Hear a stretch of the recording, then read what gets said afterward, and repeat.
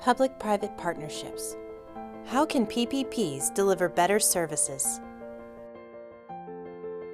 The basics of PPPs. Hi, my name is Michael Klein. Over the last 30 years, I've worked on and off on public-private partnerships at the World Bank, in the private sector, and now teaching about it at the university. And I'll talk a little bit about the big picture of public-private partnerships. In fact, there's a lot of interest today about these topics, but the term public-private partnerships is relatively new. It came up in the 1990s, whereas the phenomenon itself, the collaborative arrangements between public and private sector for the purposes of providing infrastructure, is actually quite old. For example, in Thailand and Japan, the first railways were built as PPPs, as we would say today, or as concessions as they were called at the time.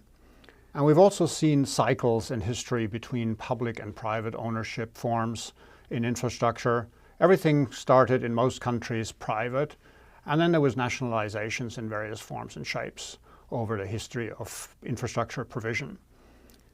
One of the earliest examples is a very famous one. In 1778 in Paris, the brothers Perrier built the first urban pipeline system for water supply in this city.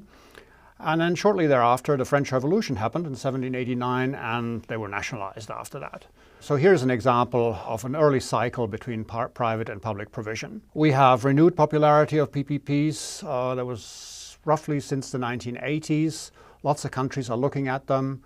We know that there have been at least 6,100 PPPs in infrastructure since the early 90s in emerging markets, mobilizing a total of over $2.2 trillion.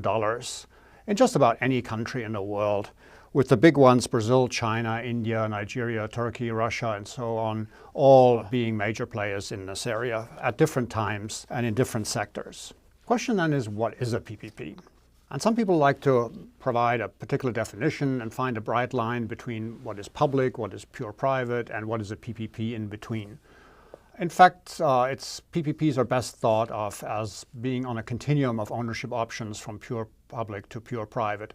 And there really isn't a bright line that one can draw anywhere. To give examples, when you have a public sector road, the road construction is typically done by a private company. Some governments, after having the road constructed by a private company, then go on and give the maintenance contract to another private company, or sometimes even to the same private company. So is that a PPP or is it government ownership?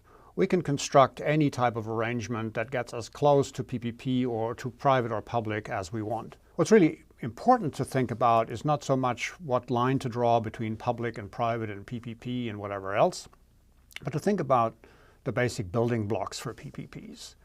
And I would put it that there are 4 key design questions one needs to keep in mind. The first one is to see which sector do we want to contract out in. Is it in energy, in water, in transport? Which subsector is it? Is it ports, airports, roads, power plants, or distribution systems, water treatment plants, or the whole water supply? These are one set of questions. The second one would be, what function do we want to delegate to the private sector? Is it construction? Is it operations? Is it both? Is it rehabilitation? Is it maintenance? Is it just the management? There again, we have a whole series of options. And then comes the biggie, namely who pays for the whole thing. And in infrastructure, typically there are only 2 people who can pay for this. It's either the consumer or the taxpayer. And so decisions have to be made about pricing levels. Will there be enough cash flow from consumer fees to cover the costs of the project, or do we need the taxpayer to step in as well? And finally comes the financing question. And I want to emphasize the difference between payment, who pays for the service, and financing. Once the basic system is in place, payment is assured, cash flow is there, financing is relatively easy. The financing decision then is about how much equity, how much debt, what type of debt, how, et cetera, et cetera. That's the 4th set of design questions. So with this perspective on PPPs, then the question remains, okay, fine. So there are PPPs, but why should we bother? What are the arguments to actually go into a PPP? The rationale often is put as, we want the best of both worlds. Government funding, they say, is cheap, cheaper than the private sector funding. The private sector is, on the other hand, more efficient than the public sector in providing a service. And so we put these two things together, cheap finance with greater efficiency, and we get the best of both worlds in form of a PPP. First, government can borrow more cheaply. Well, yes, we know that in most cases, creditworthy sovereigns can borrow at lower rates than private sector companies from the same jurisdiction. And then the question is, why is that so? Is that because governments manage risks better? Well, maybe not. The real reason is that if things go wrong in a government project that is funded with a government sovereign debt, the taxpayers are called upon to make the creditors whole. So the taxpayers de facto provide unremunerated credit insurance in this case. And once we start valuing the risk that is borne by the taxpayers, it's no longer clear that government money is actually cheaper than private money. And so that is not a rationale that holds up systematically.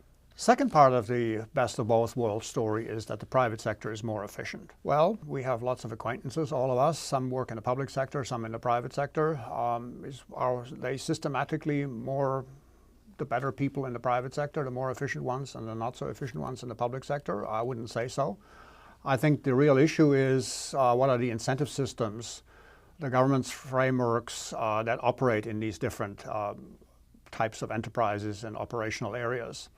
So in the private sector, you typically have more performance contracts, stronger incentive systems, and that's what leads to efficiency improvements.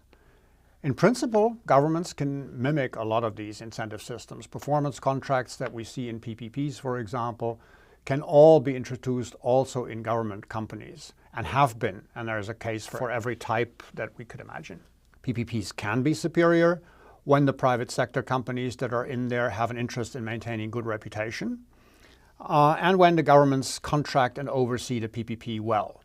And this is a difficult act for some governments. On the one hand, PPPs make sense because they can help avoid some of the problems in government, but governments still have to be good enough to contract and oversee the PPP well.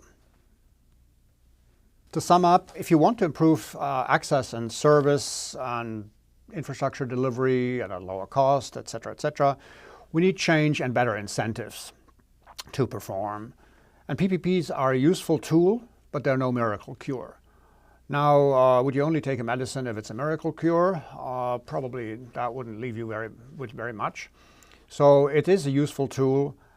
It can improve. It is systematically slightly better than government performance based on the evaluations that we have, and it can actually stimulate improvements amongst government firms. So it's really a useful tool to take a look at.